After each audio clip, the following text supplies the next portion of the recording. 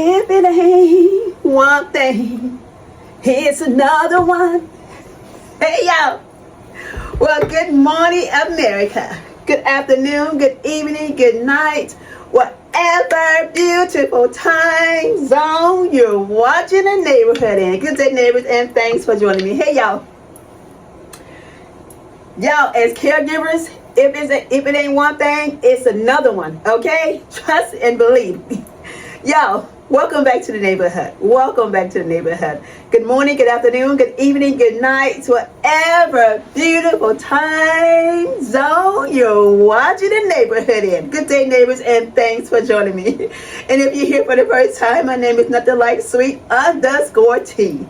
Now, I know we haven't did a video long form in quite some time. I remember the last time I made a video, I did inform you all that I will be putting out shorts. I will limit my long form videos to certain times, of the year. I'm going to try to do one once a month, okay? Especially for my caregivers. I realize that I'm a full-time caregiver. You all know that. So if you're here for the first time, I do fashion, I do beauty. I give away a lot of my beauty secrets. How to stay young and look fly, even when you over your 50 plus. Give all those secrets away. So I mostly share a lot of this over on my LTK. I'm sharing a lot of things over there. So if you're not following me on my LTK, go ahead and follow me over there for a lot of beauty secrets and all of that. But I do have one secret that I'm going to have to, I'm going to charge for that secret later on down the line. I sell that one. But y'all, follow me over my LTK. Follow me. And also, I've been going live on TikTok. Yes, live on TikTok. Can y'all believe that? Yeah, so I do post on my social community tab or even on Instagram, and I let you all know what days I'm going live on TikTok, so that way you all can see me over there as well. I'm still active on IG, IG, all my platforms. If I go away from all of my platforms, I'm staying on IG. See, there I go now, trying to be bad. Get your head, girl, welcome back, y'all. Yo, as a caregiver, if it ain't one thing, it's another one. Okay? It's another one. I came on here because I look at my analytics, and a lot of you all that does watching me, I appreciate each of you all. And my analytics, I'm over in the United States now, right? Subscribers, females, 25 to 65 that watches my channel. So I'm sure you all, the ones that are watching, you're watching for advice, you're watching for fashion, you're watching for my real life, real talk, just down to earth conversations. And today's video is no short stopping. So like I said, if you're here for the first time, go ahead on and subscribe to the channel. Follow me across all my social media platforms. They are down in the description box as well. Also turn your notifications so when I drop a video and we sit down and have a discussion, at least once a month, you'll be in on it, because I don't want to forget about my caregivers. So there will be caregivers discussion as well. Y'all, we've been going through it here in this neighborhood. We've been going through it for the last 2 weeks. As a caregiver, it's not easy. I always tell y'all that. It's not easy. But what doesn't take us and unalive us, make us stronger. Okay? I've really been going through our trials and tribulations over here. Now, what I was drinking is a 7-Up. The 7-Up Shirley Temple. It's pretty good. Try it out. And also the outfit of today is going to be linked in one of my short form videos. And the perfume smell that I'm recommending, one of my other favorite perfumes, also going to be in the short, so check that out. And also over my LTK as well and other platforms. But y'all know when it storms, it rains and it pours. Okay. This is now going on the 3rd week my husband has been in the hospital. It all started early one Sunday morning, and for you all as well as caregivers, go ahead and chime in on the conversation. Leave a comment in the box. Let me know what is some of your biggest challenges and how do you get over some of your biggest challenges. So we go through a lot as caregivers. We go through a lot. We go through our ups, we go through our downs, we go through our trials, we go through our tribulations. That's why I wanted to do a once a month caregiver video. So because I know I do have a community that, that actually look forward to these caregiver videos, because they want to know that other people's are in the same situation, in the same boat that they are in. You are not alone. You are not alone. We are all in this together. We've been going through this for 3 weeks. I have been exhausted. I've been worn down. I've been tired. But somehow, by the grace of God, I still been able to put out my videos over my shorts over on LTK, even on YouTube platform. I still able to maintain and not to look like what I've been going through, because I've been going through a lot over here. When I tell y'all, it's raining so hard over here. It's thunderstorming. It's just raining like boom, boom, boom. Shoo, it's coming down. It is coming down. Y'all, we have been going through it. I tell you, it all started 3 weeks ago. Early one Sunday morning, it started. My husband woke up with bad shoulder pain, assuming that he had slept on his shoulder or something too long, and it became, sore. Okay, we let it go. Gave him some Tylenol. Like, okay, I'll let it go. Doesn't need to do anything. He's good. But at the same time, his body was working up multiple infections. Not one, not two, but multiple infections. That he's still, to this day, February the 1st, still in the hospital. Still. He came home Friday. They released him. After I've been going there for 2 weeks, showing y'all my outfit of the day and everything on my social.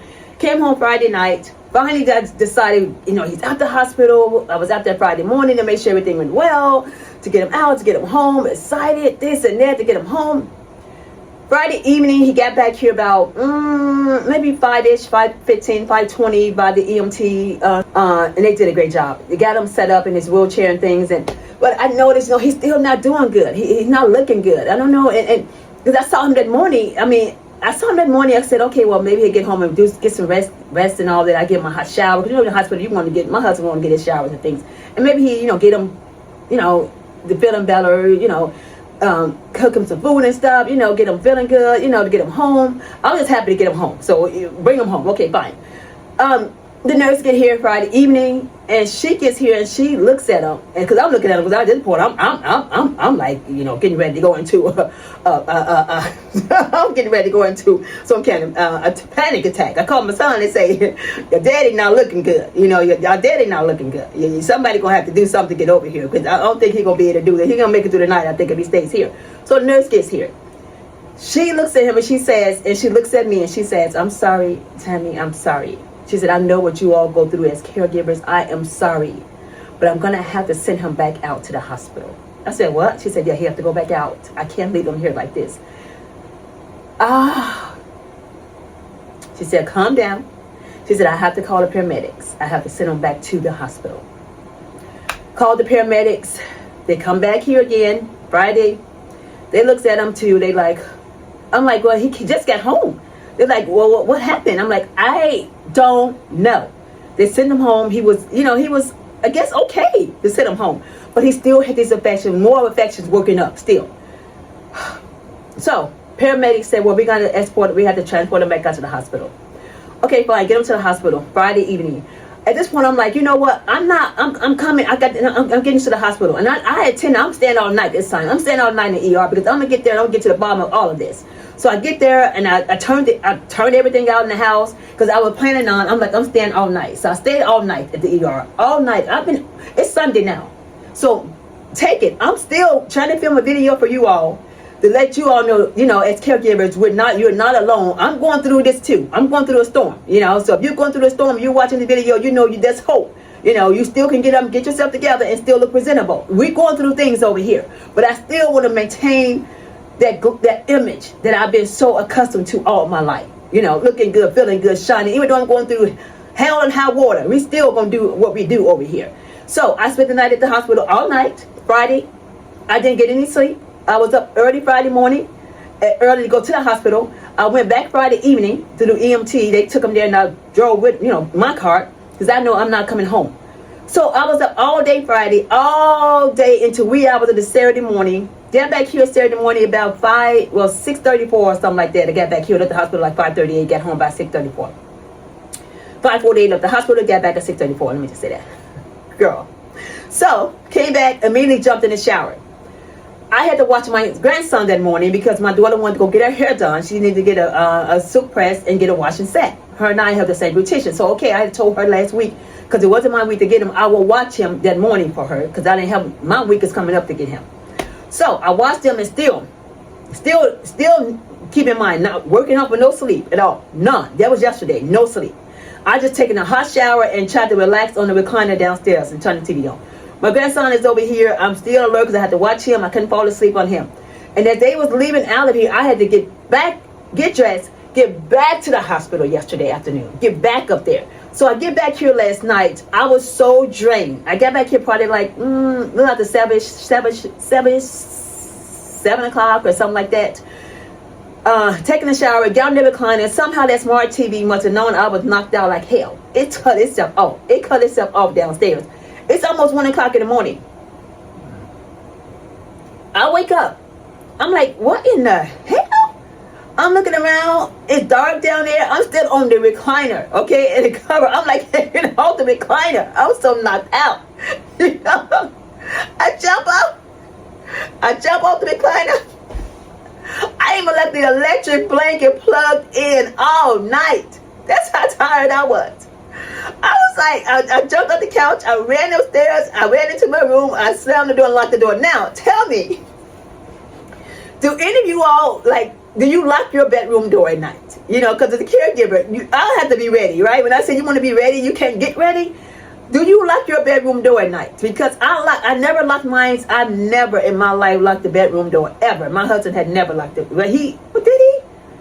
I think when we first got married, he did, you know, lock the doors and things because in the bedroom, because, you know, he wanted to get ready too, right? So, after years, I just, you know, I didn't lock my doors. I just kept it. And I'm like, I looked at Good Morning America one day, and Michael Strahan said he locks his bedroom door.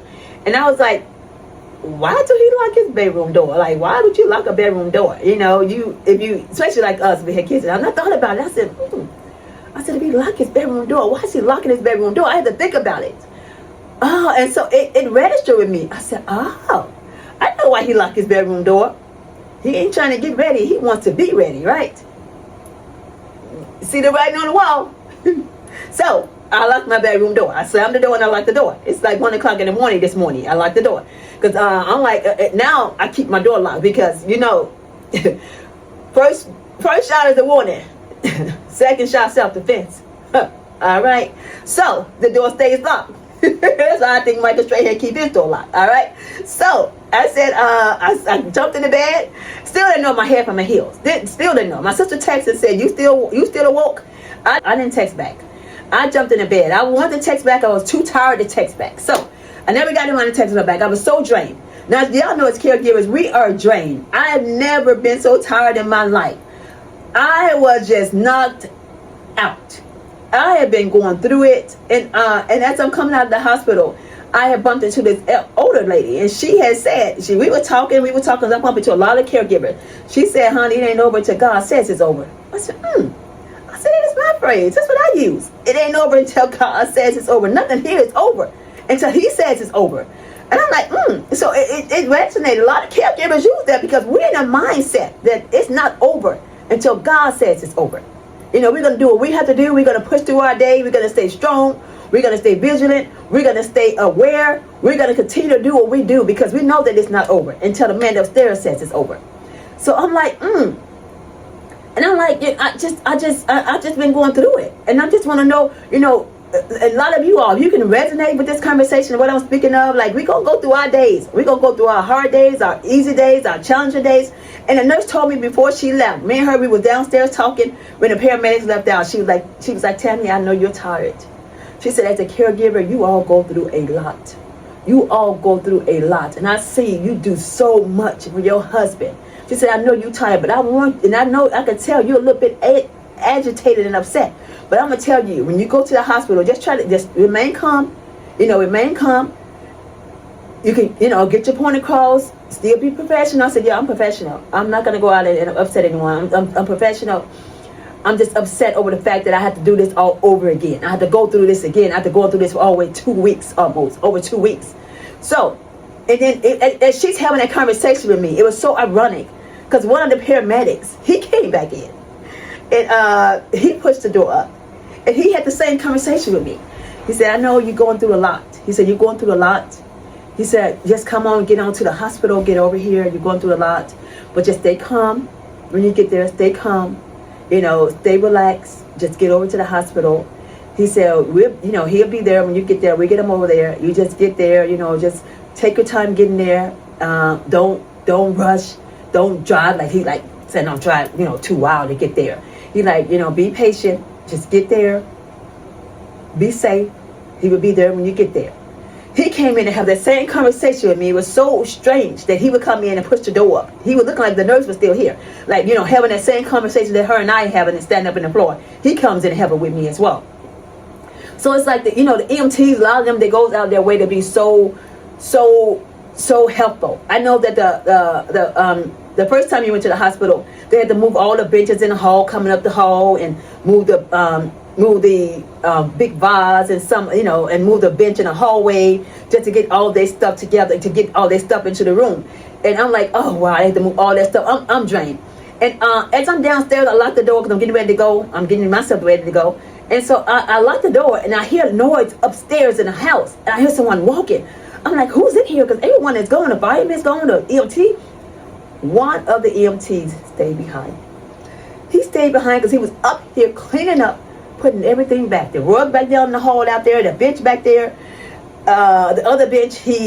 Once he got all that together upstairs, he came back downstairs to put the other bench back up on that floor down there and the other thing. I'm like, who is in here? And he was like, oh ma'am, it's me. I'm sorry, it's me. I was just straightening things back up for you. The way you had it so nice, I wanted to put everything back together. I was like, well, I'll be damned. I was like, what? He said, yeah. He said, I just wanted to help you get your house back in order. He was putting everything back the way it was when they came in here. He stayed behind and cleaned his house back up. They was out there waiting on him, of course, right? But he was cleaning up in here. I was like, I'm not even mad at you. Thank you. That's what I'm saying. So everyone goes over and beyond to help us as caregivers. Everyone knows our struggles. They see our pain. They see what we go through. They know our hardships. And everyone just been so kind. That's what I'm saying. So, I mean, and I know a lot of you all as caregivers can resonate with this, can have these open conversations and dialogue and discussions. And, just let me know, in the comments, there's something, that you resonate with. How do you, how do you deal with it? How do you cope? Because there is help out here. You know that, right? I still leave a lot of resources down in the description box as well for you all. If you want to click on that. It's just you can come over here to this community and feel safe and share your life and share your story. Once a month we can talk about this. Just let me know, how do you get over a lot of your hurdles and hard times, in situations and trials and all that. Because I'm getting ready, to head out of here to the hospital as well as we speak. I just wanted to get this video out because I wanted to let you all know I haven't forgotten about my community. I haven't forgotten about any of you all. I'm going to still show up and be present over here once a month. Do a short, long form video for you all and give you all the time to get in the comment box if you want to get down there and leave a comment and just let me know how do you get through your day as a caregiver or your life as a caregiver. As a caregiver, just stay strong. Keep your faith. Know that God is not going to put any more on you than you can bear. You never have to look like what you're going through. You don't have to do that. Because God don't want you to look like that. He wants you to be strong. Because He won't put more on you than you can bear.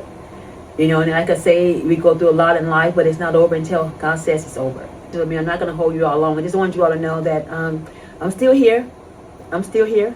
I still want to connect with my caregiver community. I haven't forgotten about you all. I still post daily on socials and shorts and things. But this here YouTube long form videos are just going to be for caregivers. But those of us that's going through life to throw us a hard ball, but we still have to bat, right? 3 strikes and you're out. Till next time, you all take care of yourselves. You all take care of each other. And go ahead and follow me over on the LTK. Turn on your notifications. Subscribe to the channel. Thumbs up the video. Share the video. Comment on the video. Become part of this authentic, down-to-earth, challenging neighborhood. But hey, we're still here. We're still here. And we're not looking like what we're going through. And I want you all to do the same. Don't look like what you're going through. No time for that. Keep on shining beautiful. Take care of yourself and take care of each other. See you all next month. Bye, neighbors.